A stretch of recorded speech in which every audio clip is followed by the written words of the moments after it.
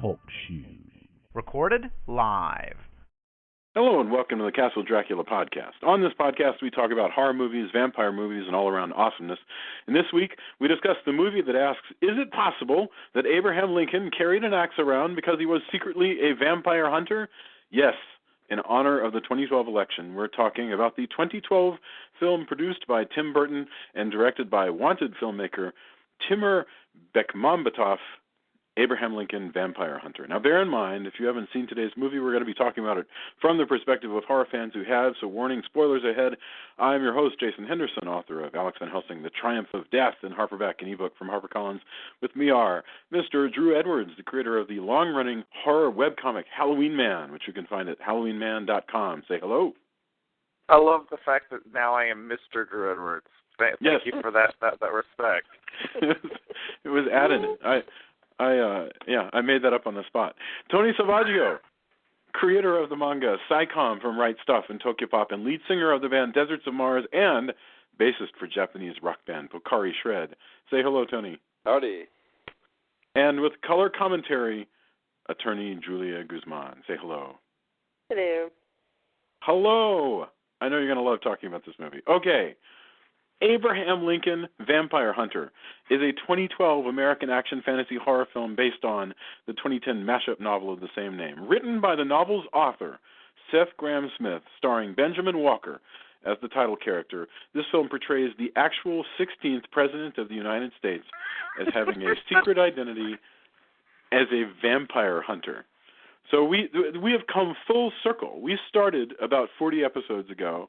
Hard for me to count because there's some interview episodes in there as well. We started this series looking at Van Helsing. That was our first episode, was Van Helsing, and not counting the unaired pilot. And first episode, and we are back to a vampire hunter movie, a real honest-to-God vampire hunter movie, and it is this one, Abraham Lincoln, Vampire Hunter. And so one thing to think about is, given that there aren't a lot of movies like this, how does this compare to that movie, which we didn't have a lot of good things to say about. So, okay, first impressions.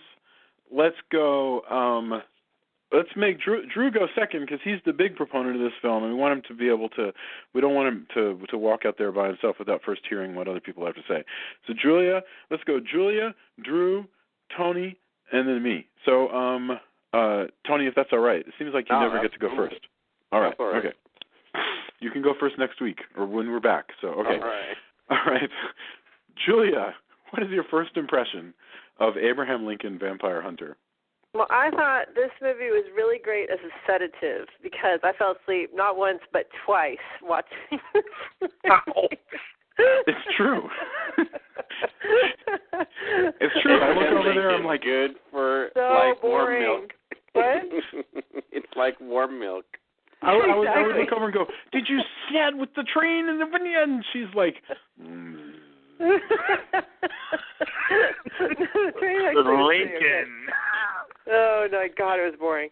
No, I just didn't. I will say more about that later. But that is my first impression. All right. Okay, so Julia comes straight out of the gate with the upper right going boring. Okay, Drew, tell us what there is to love here, because I know you're a fan. Well, Julia is not the only one who dislikes this movie. This movie took a beating by critics when it came out, so I'm going to preface everything I'm about to say with I am not trying to be controversial or contrary, but I not only think this movie is a good movie, I think if you tweaked a few things about it, chopped off some cliche bits here and there, this could have been a great movie. Like, I love this movie. I watched it twice today.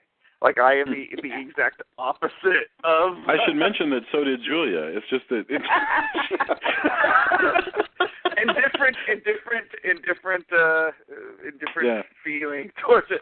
I like, not only do I like the sort of mashup between gothic horror and just vampire cliche with a biopic, effectively, in a lot of respects, even with, a lot of the things we associate with biopics, such as like bad old age makeup and things like that.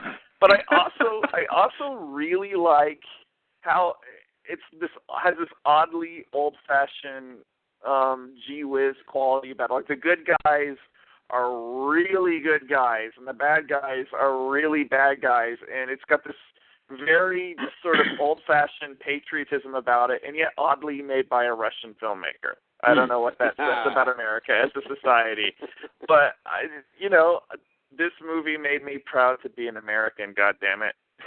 All right, outstanding. Proud to be an American. Tony, first impressions. Abraham Lincoln. I'm with Drew. And I think that perhaps we live in an age where people have, not everyone, but many, many people have ceased to be so post everything, and so, let me say a witty something after everything, that we've ceased to be able, like, why on earth, and Julia, I kind of understand where you're coming from, but why on earth, for most people, can't you go, Abraham Lincoln,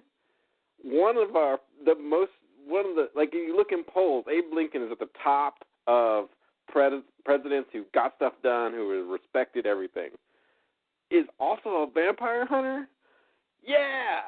Like, why isn't that, like, but instead we're like, oh, really? It's not historically accurate. Look, his son died of vampirism. Like, what? Yes, you know what? In Abe Lincoln Vampire Hunter, his son dies of vampirism. Ta-da! Like, if you're in it for a movie where Abe Lincoln fights during a stampede and has a horse thrown at him, I think like that kind of stuff, and it doesn't work every time. And I'm not saying I liked every mashup movie, or even that, it has to be good, or you have to like this movie. I mean, that's why we have this podcast, is we can have varying opinions.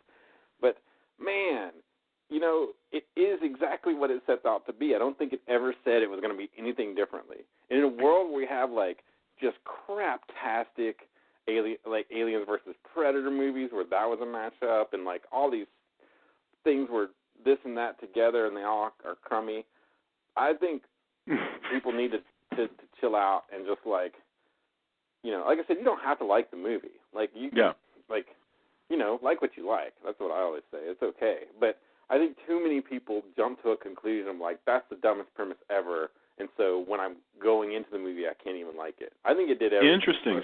So we should talk about the whole question of whether a movie, whether it's fair, and I think we'd all agree it isn't, but why it's not fair to attack a movie just because of the premise, because that's well, I haven't read the book, movie that had a ludicrous the title, the mission statement of the movie is that it's ludicrous.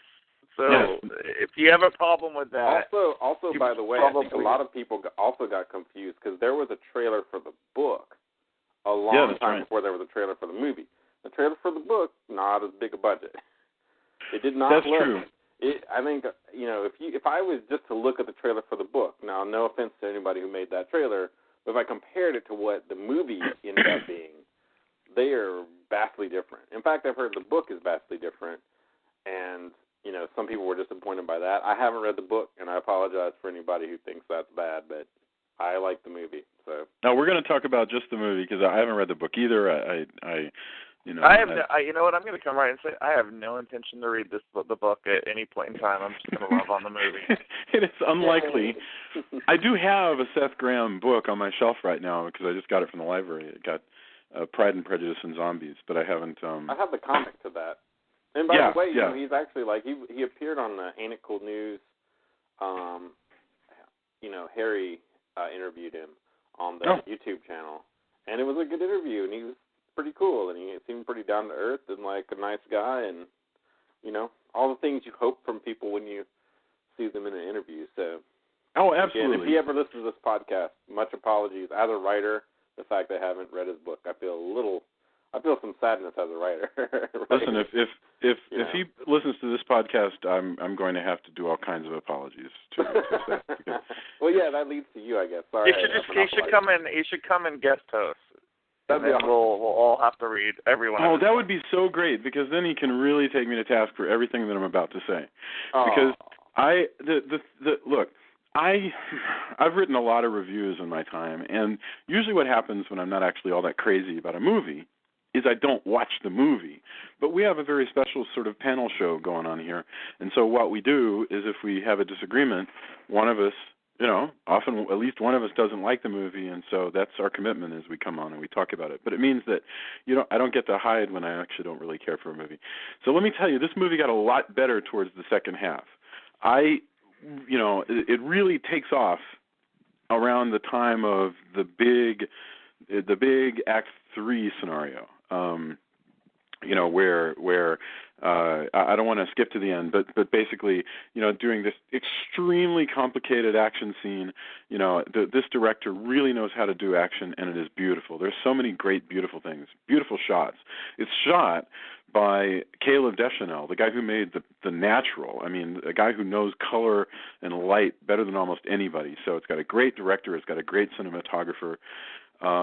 And by the way, that's Zooey Deschanel's dad, for what it's worth. But I don't know. You guys are gonna hate me. No, go ahead and get it out, man. Get down with your bad self, Jason. Here is the thing. To me, I'm fine with the premise. I'm fine with the idea that Abraham Lincoln is a vampire hunter because I've written books where it turns out that Mary Shelley was actually hiding secrets to stop vampires in her books. So whatever. I live in this universe. But when I watched Lincoln, starring Sam Waterston. When I watched Lincoln, every moment that he was on screen, I couldn't stop watching him. He was interesting, even when he was just thinking. And this actor here, who has to hold up this entire movie, I don't even know who he is, I've never seen him before, has no charisma at all. None. There's nothing here. There's nothing going on. Maybe he's a wonderful actor, and he's great in other things. Maybe I'll see him next year in something else, and I'll be like, wow, I can't take my eyes off this guy as he's working. But here, he walks on the screen, and all the oxygen just gets sucked right out. There is nothing going on here. It is worse than Van Helsing. I literally just felt myself falling asleep whenever Abe Lincoln came on. And this is Abraham freaking Lincoln. This is Moses of America. This is the greatest. There's something surely can be done to make Lincoln interesting. I mean, you know who else is really boring? Tony Stark. But let me tell you, I mean, Robert Downey. Stark. Yes, Tony Stark is not a very interesting guy. He's drunk, he makes, and rich. And yet Robert Downey made Tony Stark interesting. So I think the movie is greatly disturbed by the fact that the hero, I didn't get anything off of him. So I feel terrible about that because I feel like these guys. Well, I mean, like what you like. I can't believe you liked it better than Van Helsing because that movie just. This movie is light years better than Van Helsing, and I'm one of the bigger Van Helsing apologists out of this group. Like if Jason Time swallowed Van Helsing, I would be happy with that. If I do like this better than Van Helsing. I do like this better than Van Helsing. Absolutely. I do. I think this is a better made movie. I think the stunts, the cinematography. So anyway, everything about this is better, except that Hugh Jackman is probably a better actor. I'll give you that. Guy. And also, I don't want anybody to ever forget. Actually, I like a lot of the art and set pieces in Van Helsing. But man, that movie. Just every time I think about it, I just want it to. It's kind of a lost opportunity, wasn't it? And remember, our complaint with Van Helsing was that you had a good actor. You had Hugh Jackman, but he had nothing to do. I mean, he had literally just. Well, they're remaking Van Helsing. Well, they're remaking Van Helsing with Tom Cruise. With Tom Cruise. I'm dying to see what the heck in the world that would mean. I literally can't. I have no idea what it would mean to have Tom Cruise as Van Helsing. Jason, I'm looking at the trivia for Abraham Lincoln Vampire Hunter. It says that one of the people that was considered, there was a bunch of people considered for the role. One of them was Adrian Brody. Man, that would have been so much more interesting with Adrian Brody in that role. And you know what? Jason, I gotta say, I like this guy. Like, yeah, he's not a complicated, and I'm sure the actual Abraham Lincoln was extremely complicated, but he just comes across like a well-meaning, decent guy. That's one of the things that I enjoyed about the movie. It's like classic Well, hero type. No, I get that. I get the idea that he can be kind of a cipher that He's square. He's square. Yeah, I mean, I understand that, and so let's go on. Let's keep talking about it. If we can find opportunities to point more out, that's great. Well, you know what? Actually, I got one more that I can think of, because this movie owes a lot to Road Warrior towards the end. You know, Mad Max, in theory, could have been played quite boring, but Mel Gibson. Well, I would say Mad Max, the first movie, Mad Max 1, he is rather. Mel Gibson is pretty boring in the first one. Yeah. I just got it on Blu-ray because it's original. He's not dubbed if you don't want him to be dubbed, which is interesting. But that movie is fairly slow.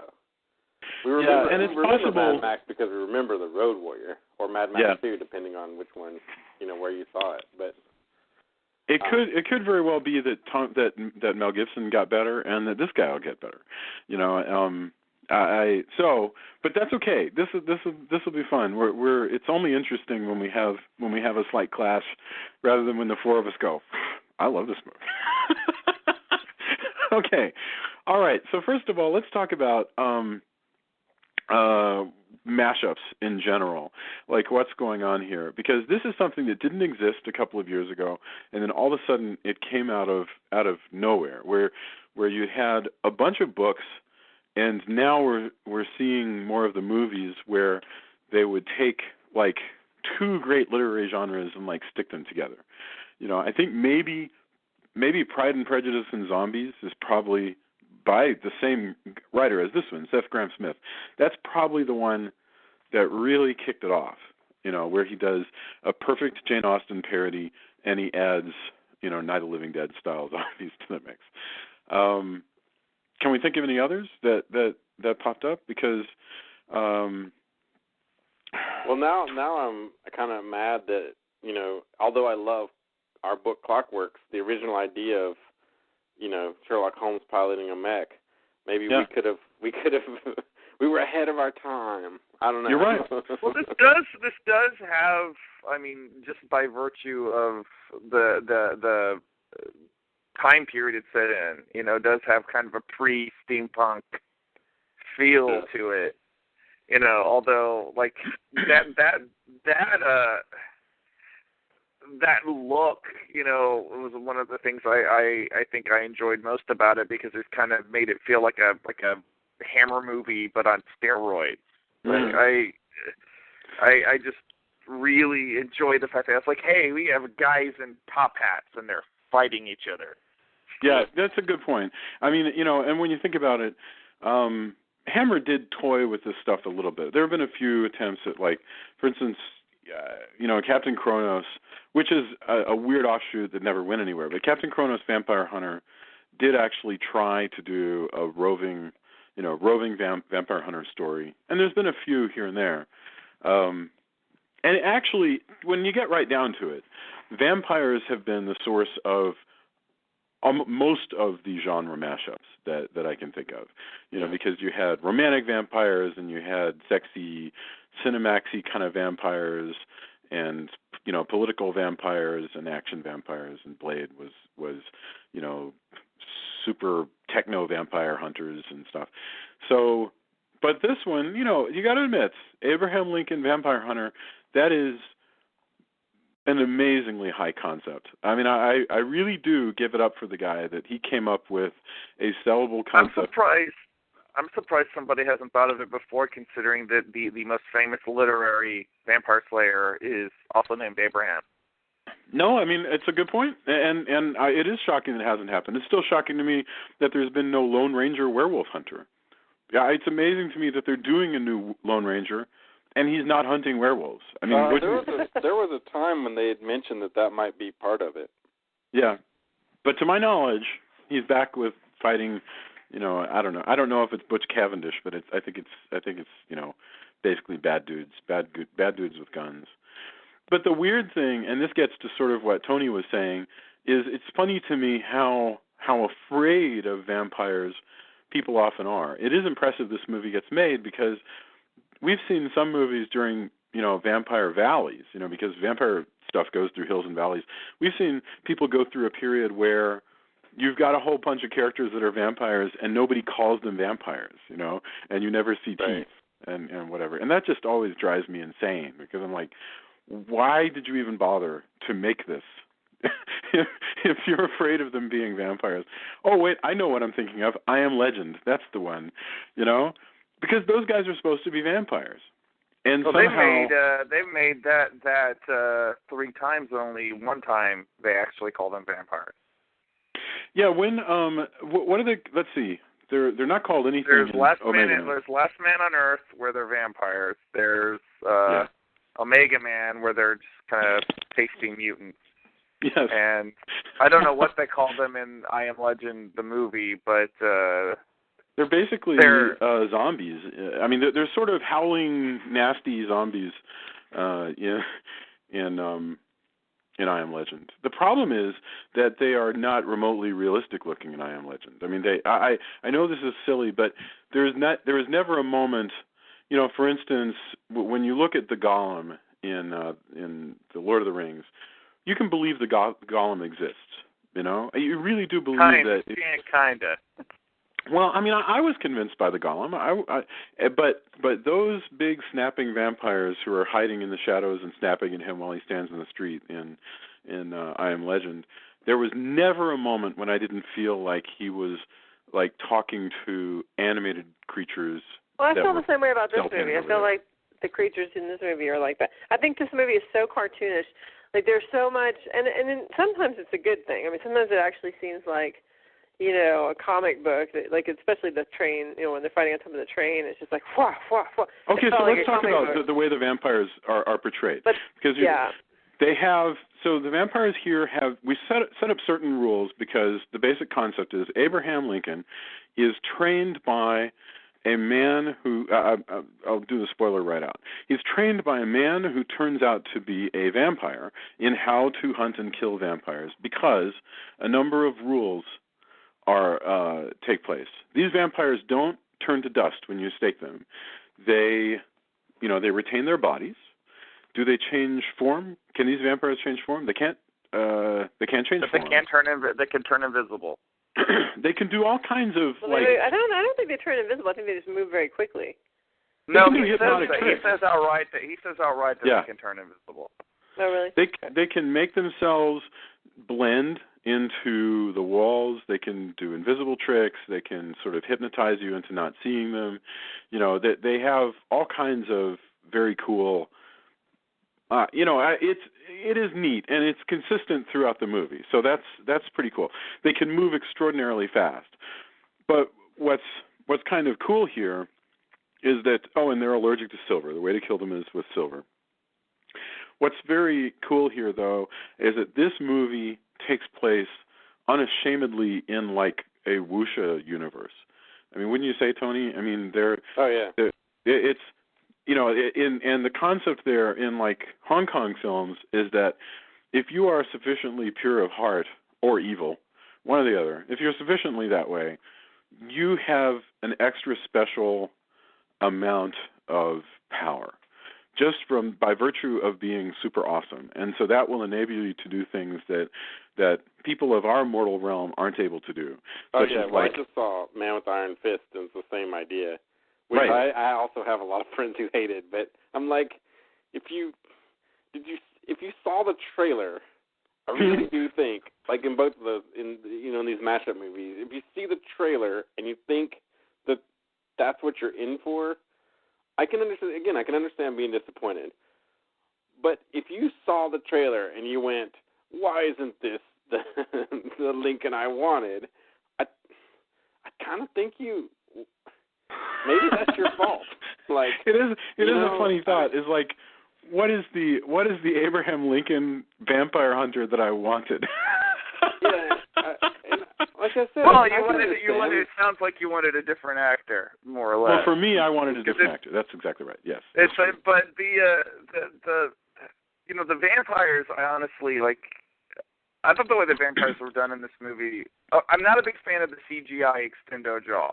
Like I wish they just would have done traditional fangs or kind of what they did on Buffy, where they have like a monster face that they get when they quote unquote vamp out.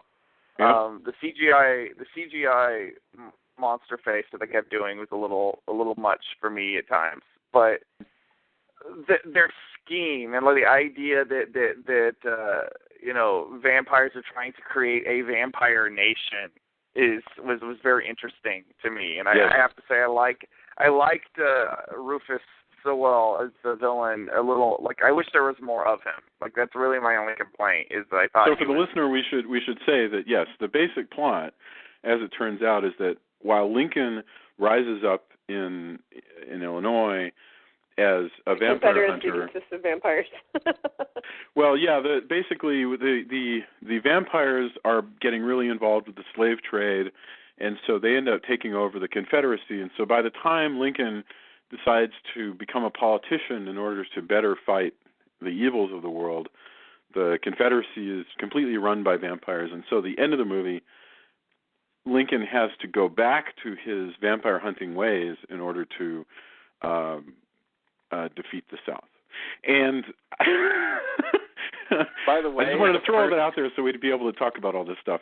Holy cow! On second viewing, by the way, the first vampire with the like a circle shades who gets his eye popped out. Oh, that guy. Yeah. That guy. Holy cow, man! I just realized I was almost in this industrial band with this one guy who was really into the goth scene, and who was also, for better or worse, was old, seemed about that age, but still kind of delivered pizzas and stuff like that. And you're like, okay, I mean, you have to do that. But holy moly, seeing this guy, I was like, wow. I had to look at it and make sure that wasn't the same guy. It was so I think weird. that guy looks kind of like a seedy Raul Julia. That's both times I saw the movie. But I have to say that guy was probably one of my favorite but he of the just vampires in the movie. But the funny part is they didn't dress dissimilarly because this guy I knew was in the goth scene. I see this guy and I'm like, hey, look, I hope he's still not doing the pizza thing. Maybe he's a vampire maybe just don't get your eye shot out, vampire guy. He's got those awesome shades.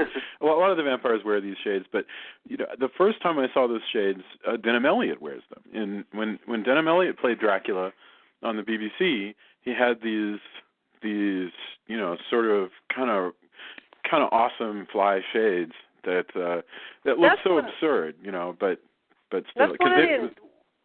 Go ahead. No, go ahead. One of the things that annoyed me was that from the beginning, Henry is wearing the shades and putting on sunscreen, and I'm like, why did they bother giving us all these clues? And he uses the extraordinary strength to throw the vampire guy against the building. It's like, why did they give us all these clues that he's a vampire if they're not going to say he's a vampire right from the beginning? They should have just, if it was supposed to be a surprise, then it should have been a surprise. It should have been like, were they really trying to surprise you though? I feel that's like what I'm saying. It seems like later that they were, because he's like, oh, you're a vampire, and then he wants to try to kill him because of that. But, I agree with Julia. It sure seems weird because you're right. It's not surprising in the slightest. So, because I can't imagine anybody watching this movie not instantly getting, oh, so that guy's a vampire. In fact, the only mystery is he a vampire? Is he some other kind of thing, like maybe a half vampire or something? But he's clearly he's clearly magical in some way or another. And Abe doesn't really seem to have doesn't seem to pick up on that at all until Bart's, the guy that he finally kills later, tells him, go check out your friend because he's a vampire. I love these training montages, though. That was awesome. The training. Yeah, no, there's so much stuff here that is meant to appeal to us if you're a big fan of all kinds of things. There's Highlander stuff in here. The training thing is so Ramirez and Highlander, including the way that it montages, where you're seeing stuff and then we slow down for a bit of dialogue and then we pick back up, and it has music playing during the montage. I mean, so I loved all that stuff. And do you want to hear something that's really will make you just cringe? Somebody told me about the ending. They spoiled the ending for me with 2 words. they said Road Warrior. Can you believe that? Man.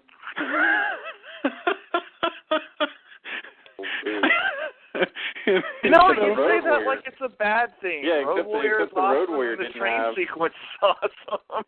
Except the Road Warrior didn't have that awesome revenge sequence. No, I'm not complaining. I'm just saying that gives away what happens, because the big. I actually don't completely want to spoil it in here, because I know we do spoilers, but it's just not necessary to really say. Well, I think it's too late now. Well, only if people know. Well, also, if your friend said that, he's a jerk, or she. I don't even remember where that came up. I guess usually once something comes out on video, people think it's okay to spoil it, which may or may not be, because maybe you missed it and you're waiting to see it on video, so that's probably not cool. But it's a tough universe for us, because we do a show where we spoil things like crazy. I know, right? That's kind of not. I know. We spoiled Cabin in the Woods. We spoiled Cabin in the Woods, which is way more of a spoiler. But we spoiler intensive movie than this is. Like this movie, you know, it's not trying that hard. Right. Now, I will say that if they were going to rip off, and I say that in the kindest way, all right, I mean it, because I steal stuff all the time.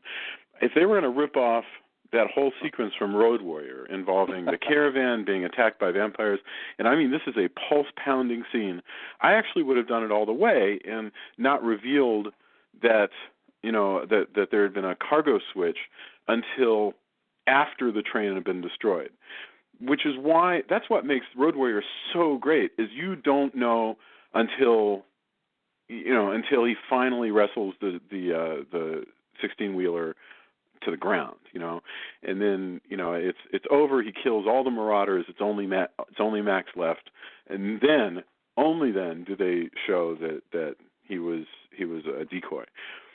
I mean, they decide to give Rufus Sewell a big sort of reveal on the train where Rufus Sewell figures it out, and that takes a lot of the punch away.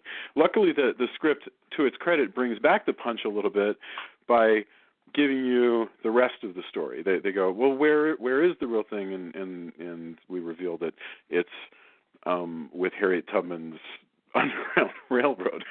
I mean, all of this stuff just makes me laugh. It's so absurd. Well, that's listen, you know, I'll bring up our other old whipping boy here. Rob Zombie. I read an interview with him where he was talking about horror films and B movies in general, and you know, one of the things he said is you know, there's weird movies for weird people, and I would definitely qualify this under that, because like if you're not on board with the concept of this movie, and you're not going to be okay with, like, so Harriet Tubman is smuggling silver to Gettysburg so they can use them on the vampire rebel troops. It's not that the concepts are boring. It's that it plays out in a boring way. Like, there's just everybody there's just so much dialogue, and then all of a sudden there'll be some crazy action scene with crazy graphics, and then it's dialogue that it's not, like, the dialogue to me is not, I don't know, captivating or interesting in itself. But yeah, so the concepts are kind of mildly interesting. I don't see why it had to be Abraham Lincoln, frankly, but I guess I heard what Jason was saying about how, you know, it's like that's or you guys were saying that's an interesting concept, and because, like, you know, Abraham Van Helsing is called Abraham, and because whatever. I mean, I guess there's reasons, but to me, this is just a vampire hunter movie, and then they decided to stick a bunch of historical things in there just to make it more fun, but it kind of doesn't really work for me so much.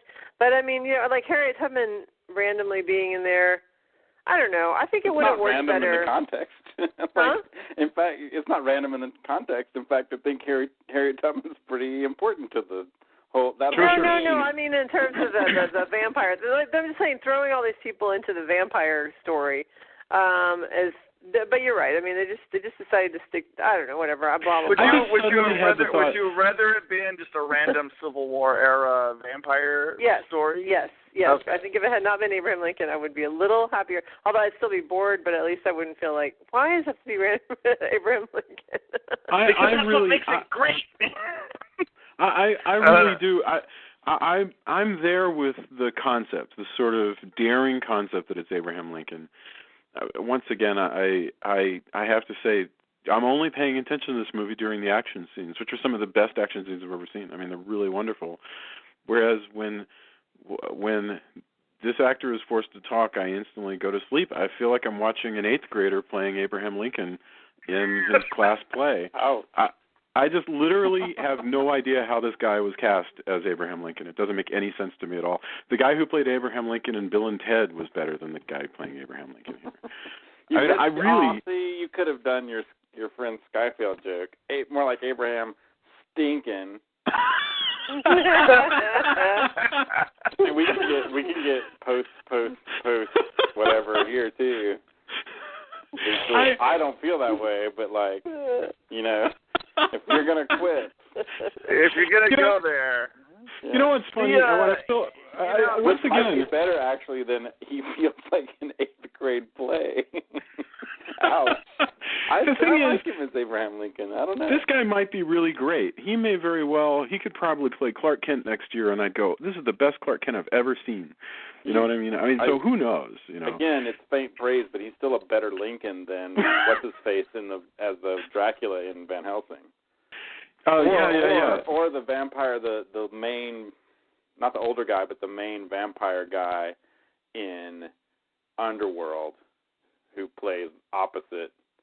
You know, you're not talking about Bill Nighy, the guy from... No, Bill Nighy is the only thing that is likable about any of those movies. Yes, I'm talking about, I think it's Craven or whatever. Yeah. That guy is... Uber goth guy, yeah. Yeah, every time he's on the scene in that movie, I think Jason sat next to me. I was laughing, and I'm like, this is sad. I remember. But think about this. I don't want to be disrespectful to this guy. Like, I really wanted... I don't like when people are bad, or I think people are bad. But the funny thing is totally cast. I mean, imagine... Yeah. Go ahead, Drew. This is like, we're at like a 50-50 standoff here, whereas this was a massively unsuccessful movie when it came out, although when I went in to rent it, I had to go to 3 different video stores and finally a Blockbuster, which I had not set foot in a Blockbuster in God knows how long. Mm-hmm. Because apparently it's become enormously popular on video. So, I don't know, like something that's, I don't know, it's weird to me how these things play out. And I'm wondering if our 50-50 split is somehow House Henderson to that. stands together in matters of vampire hunting. I don't know. I think this house has been plenty divided about movies many times. Oh yes. It's just coincidental in this case. I'm thinking too deeply, perhaps. Well, I mean, I'm trying to imagine who you could cast as Lincoln, who might be, because think about a million actors who are character actors. Well, how would you want Abraham Lincoln Vampire Hunter to be played? Would you want him to be like conflicted and edgy? No. I just be like weird and Captain Jack Sparrow-esque. I mean, what would you? I want for that? Honestly, somebody like Jeff Goldblum. Somebody who would bring some sort of irony. Not necessarily cracking jokes all the time, but a certain amount of irony to the role. Like I said with Robert Downey. Tony Stark. Robert Downey Jr. Playing Tony Stark. Or there's a million minor actors who turn up from time to time. You can't put Udo Kier in anything without finding him just impossible not to watch. I'm not saying for a moment that Udo Kier could play Abraham Lincoln, although I would watch that movie. Christopher Walken vampire. Well, the accent's all wrong, at least. No, yeah, Christopher. I mean, you're right. Christopher Walken is from Brooklyn, or anybody from. I would watch it. I don't know, man. Like I didn't. I'm sure the actual Abraham Lincoln was far more complex. I kind of dug on this sort of superhero version where he's just a very virtuous guy. Like, let me give you another example. Like I can give you an example right here. You can take the script of On Her Majesty's Secret Service. It's a perfectly great script. And the gentleman who played James Bond in that movie, George Lazenby, is a perfectly passable actor. Perfectly passable. However, if you had put Daniel Craig or Sean Connery in that part, you would get a much greater movie.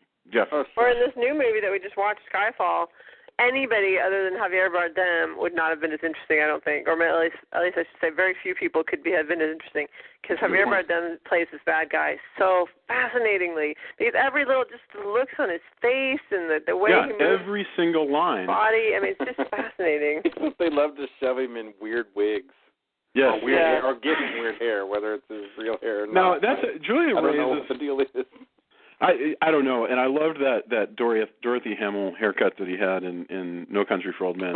But Julia raised a good point that we watched this movie like 10 minutes after walking out of Skyfall, and I wonder. They're not the same. I wonder, after watching Daniel Craig deal with a character who has almost as little dialogue as this one, actually a lot less.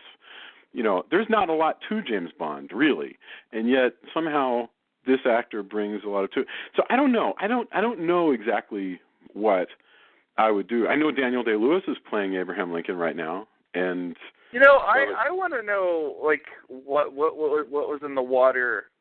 The last few years where suddenly Hollywood is like, let's start greenlighting movies about Abraham Lincoln. Was it just because it was an election year and they wanted to possibly, get everybody thinking about politics or whatever? I think it's another one of those collective things. Like some books came out. Like all of a sudden, it's like it's the same way where like anything like that happens, right? Like what we need is more volcano movies or more meteor movies or whatever. Like Lincoln, Lincoln Mania 2012. Yes. Something I was just thinking how cool it would be to have, to have George Reeves and like a bunch of other 50s stars like start showing up, together, and like imagine a bunch of vampire hunters who are like George Reeves and Adam West and maybe that would be awesome. What would be awesome is a bunch of bring a bunch of people back the way Tarantino does, or like The Expendables, but vampire hunters. Oh, that would be awesome.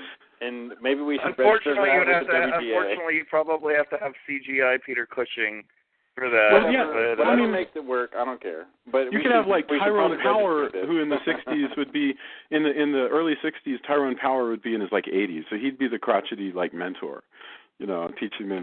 There have been goddamn vampires in Hollywood for 20 years, and we. What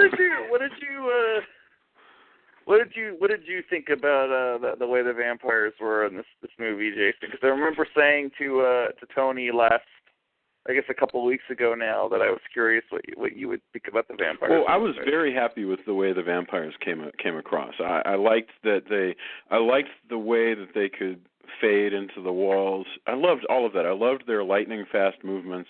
And like I say, since this is basically a wuxia kung fu film, it all is fine. I like, it's all Crouching Tiger kind of stuff. Everybody can run up walls and do all of that. I'm fine with all of that.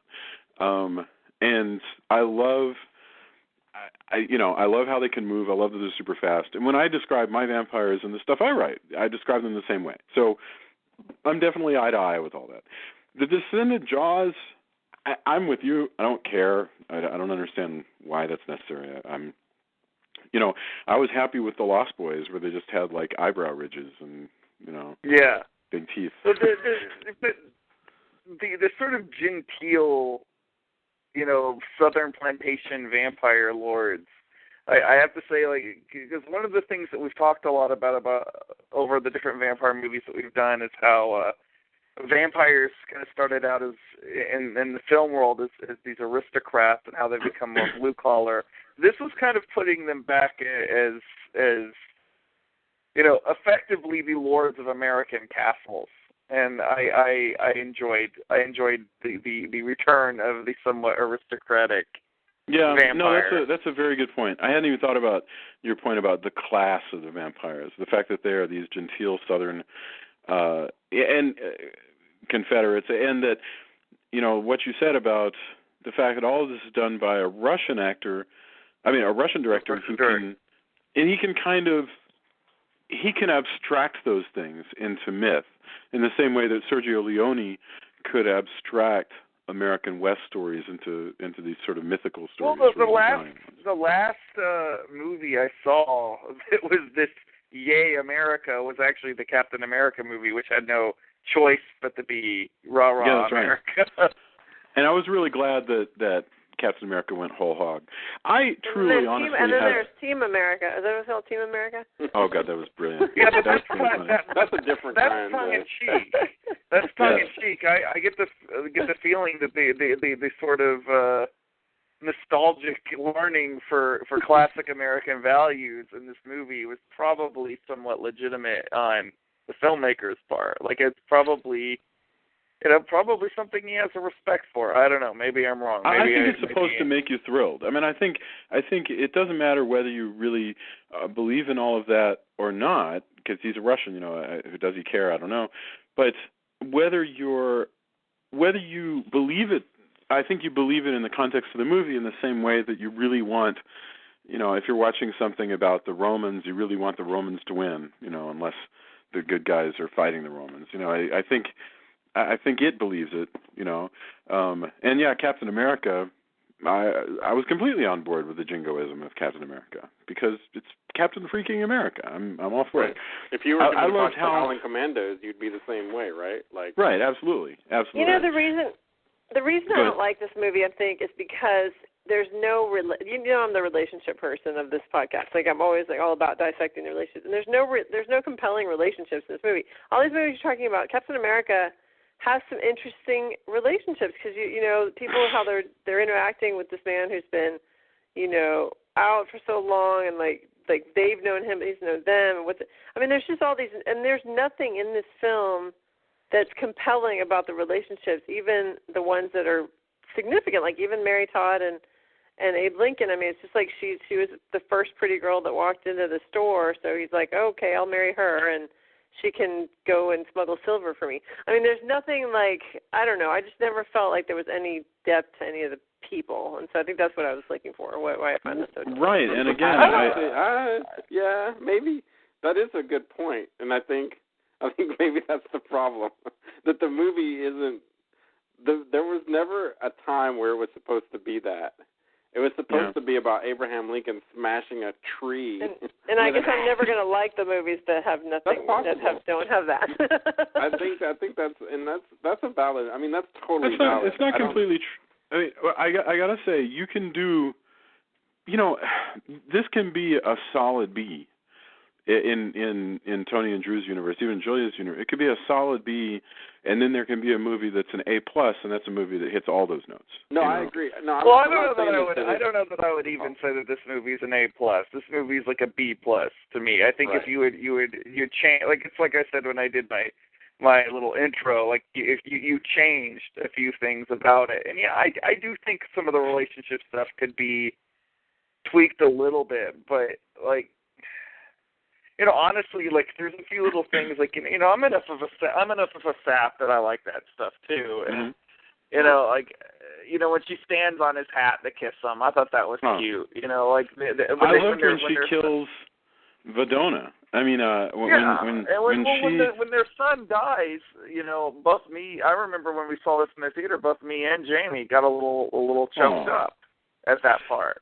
So, and that is that, yeah.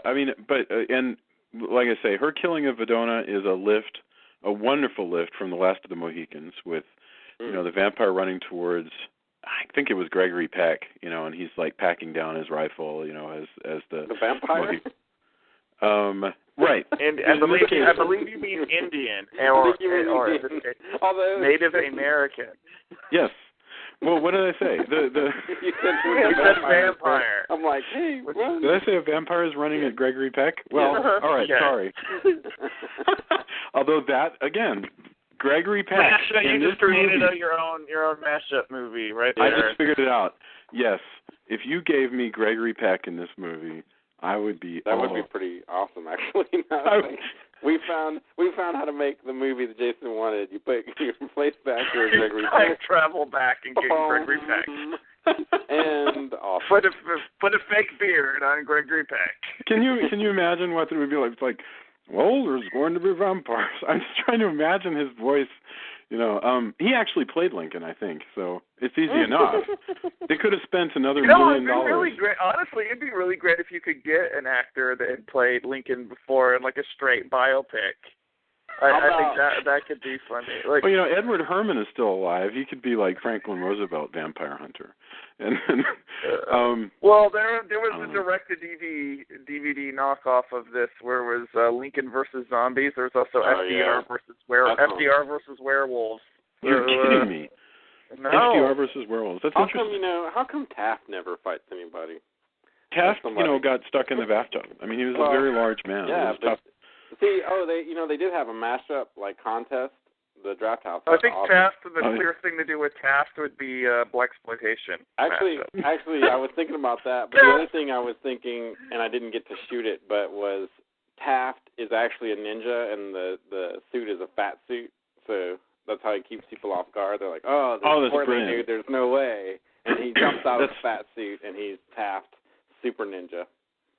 That would have been awesome. That is a wonderful idea. That because, I'm already have enough stuff to do. But that was my master plan, was Taft, super ninja.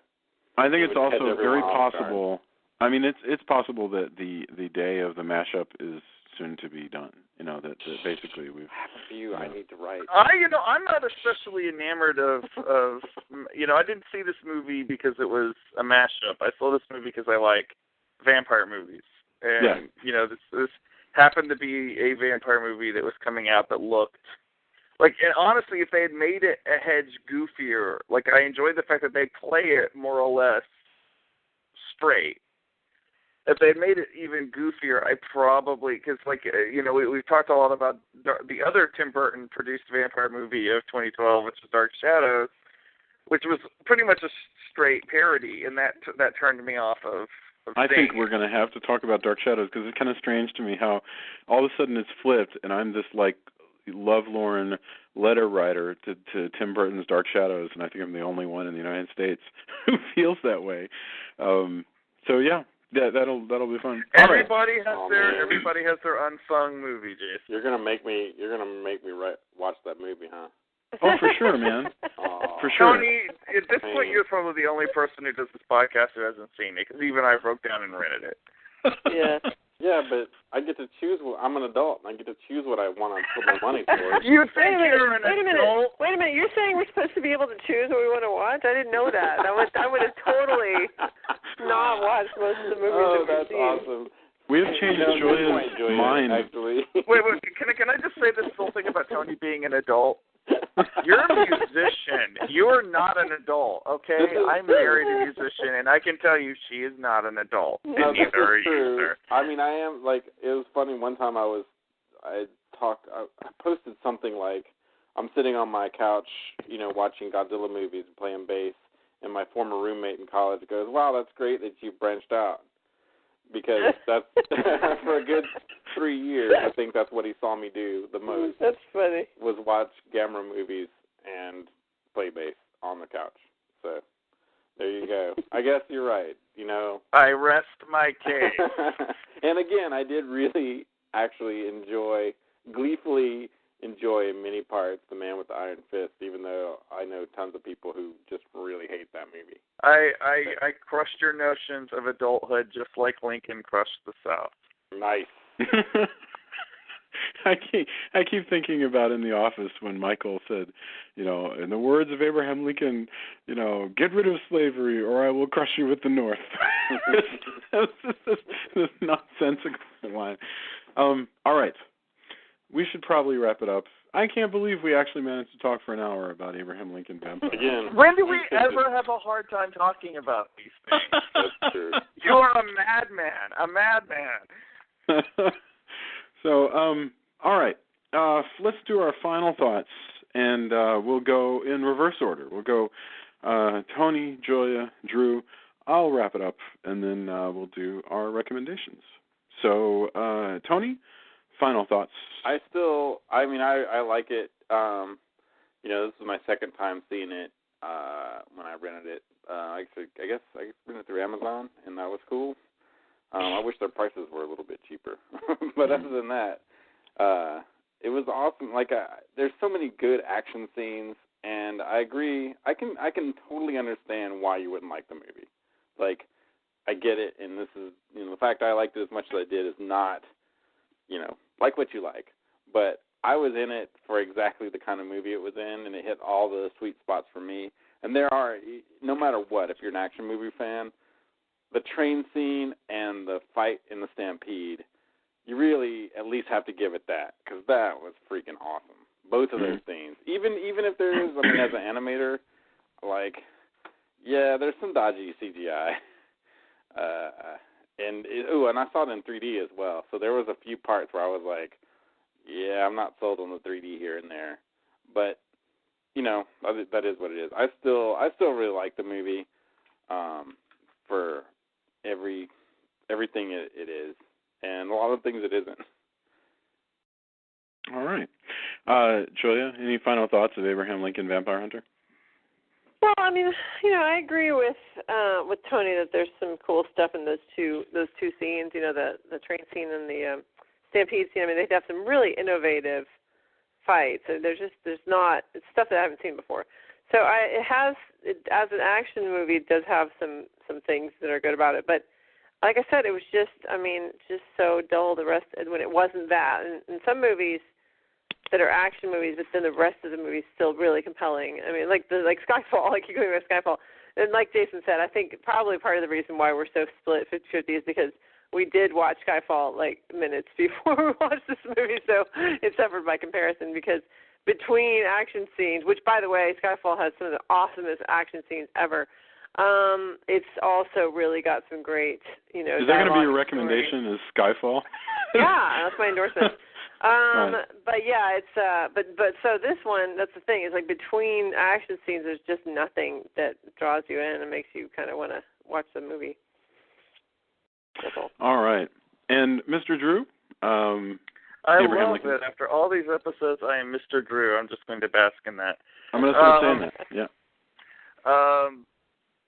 4 years ago, no, I can't do that.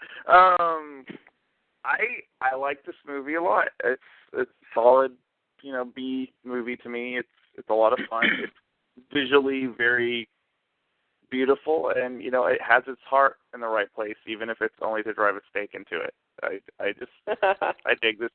I dig this movie. Very cool. All right, my final thought. I really love a lot of things here, and as a guy who writes books that have been accused of being mashups, it really behooves me to want this movie to do as well as it possibly can. Having said that, I'm so accustomed to seeing Sam Waterston and Gregory Peck in this role, and just like everything that they do with their eyes and stuff like that makes Abraham Lincoln an interesting character even when he's not saying anything.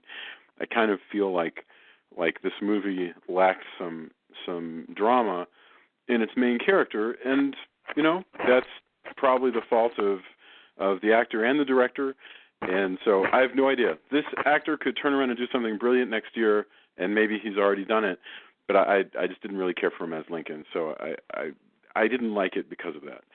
But if you want to see a wuxia film, meaning some magic kung fu, this is the best American magic kung fu I've ever seen. Really some amazing action scenes, so especially the last half hour. If you've been asleep through the whole movie. American Russian. Yes, yeah. Right. No, for sure. And it really is, this is like Crouching Tiger level. Well, previously the same director did Wanted, which isn't the best movie, but does have a lot of innovative action. A lot of that same stuff. Yeah. Why and it had the same. Although, Daybreak is not Daybreak. Night Watch. Night Watch. Yeah, Night Watch is really good. And Wanted had the same concept, that there the excuse was that that certain people had a genetic ability to slow down the universe and develop superpowers, essentially. In this one, the same thing. People have superpowers just because. Okay, I'll start the endorsements going back in my direction. So first off, I picked up this week 2 things. I've been really looking forward to the new Kay Scarpetta novel, because I am a huge fan of Scarpetta, and I picked up The Bone Bed, and I cannot wait to read it, but I haven't read it yet. And I did read a thing called Vampires Everywhere by Charles Butler, which is a look at vampire movies, and he basically spends like 2 or 3 pages on each movie. So it's great. Everything from The Vampire to Night Stalker, I mean, just all kinds of Fright Night, Near Dark. So it's a wonderful Kindle look at the history of vampire movies by the same guy who did a thing not long ago about Dracula at the movies. So that was called The Romance of Dracula. So Charles Butler, new book, Vampires Everywhere. I really enjoyed reading it just this week. So that's it for me. Okay, so it was Drew next. Go ahead. I would like to recommend, this is going to sound self-serving, but it's actually not. I would like to recommend Fast and Frightening. It's the editor on Halloween Man's, Russell Hillman, has put out a 5-issue mini-series, comic book series over in England, but you can order it online, about English roller derby. And it's awesome. A lot of fun. It's got great art. And obviously a lot of the people who listen to the show are listening to it from Austin, which is, a city that has its own romance with roller derby. So if you're a comic book fan or a roller derby fan or both, please check it out. Again, that's Fast and Frightening. Very cool. My absolutely self-serving plug is that you all need to go look at our clean, beautiful, brand new, pristine Halloween Man website that we just switched over to a few weeks ago. There's a new webcomic.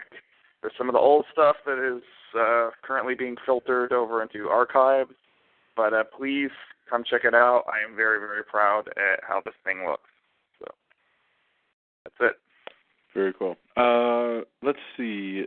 Next was Julia, right? Julia. Yeah.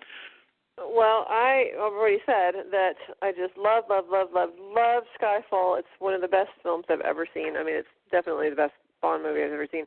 It is just so phenomenal from one end, from the beginning to the end. I mean, everything about it. The action sequences are awesome. The character. It's such a simple plot, which I think is what I like. So all these other movies that we've seen, these Bond films. One of the things that I find myself going is that, now wait, what country are these people from, and what's going on, and what? This is just a straight up, bad guy on a vengeance, plot. I mean, it's like there's nothing complicated about it, and it's just so beautiful. I'd really, really, really recommend it to everyone. I agree. By the way, I mean, geez, I can be pretty hard on James Bond movies, even though I love them. This was truly maybe the best James Bond movie I've ever seen, honestly. And Sir Roger Moore said the same thing. He was like, I've always said that Sean Connery was the best James Bond, but that thing was the best thing I've ever seen. So take it from Sir Roger. You should see Skyfall. So that leaves Tony, right? Yeah, I have a few things, actually. One, we should have flip-flopped these because evidently today is the 30th anniversary of Creepshow, if I'm not mistaken. No way. I saw that. Really? Yeah, wow. I saw that. Well, we dropped the ball there. I saw that somebody post that today, and I haven't verified it, but the person who posted it, I don't know why they would ever lie. It just seems like a silly thing. Also, I got into a screening of Hitchcock. Ain't It Cool News?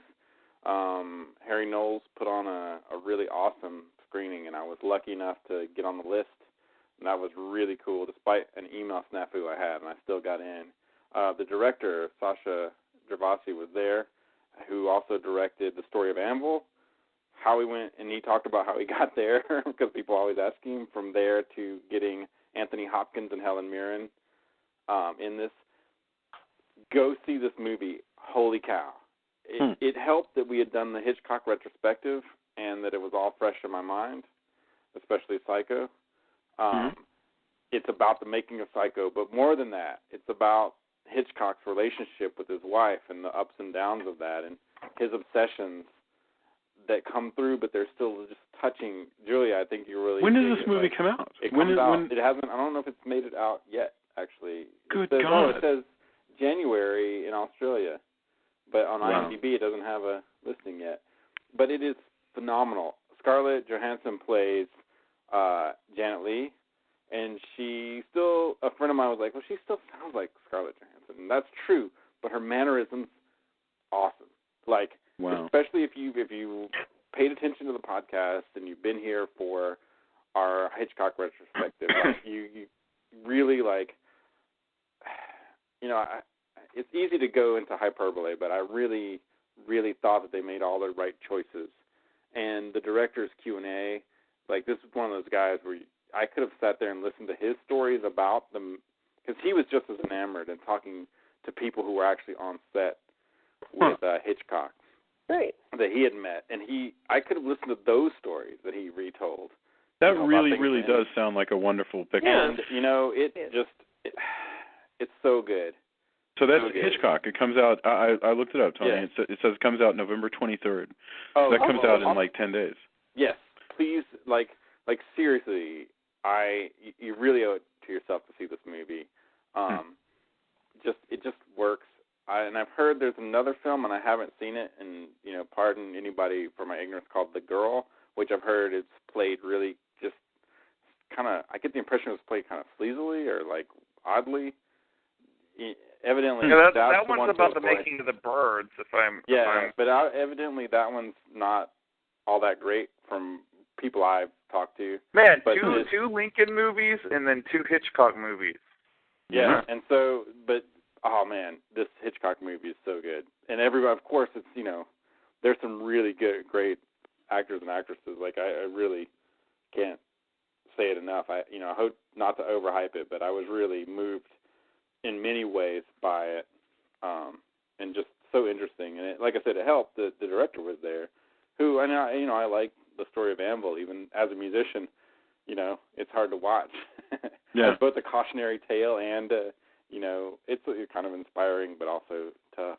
Also, let's see, and my bands both have gigs coming up. If you are listening to this and you're in Austin, tomorrow night, I play with my Japanese rock band that we played cover tunes from Japan, Kari Shred, and that's tomorrow night at Red Eye Fly.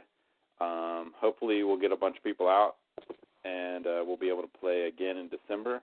And our first gig with our new drummer for Deserts of Mars happens the day after Thanksgiving, which normally is Black Friday, but since we're Deserts of Mars, we're renaming it Red Friday. And you should come out and see that. Eric is really good. I miss Billy, but I think it's going to be a really awesome show, and our last few practices have been really good. So that's my self-serving one, but seriously, as fans of if you're a fan of the podcast, you really owe it to yourself to see, or if you're just a Hitchcock fan in general, like I think all the choices they made to make it about the relationships less than, hey, look, it's Psycho.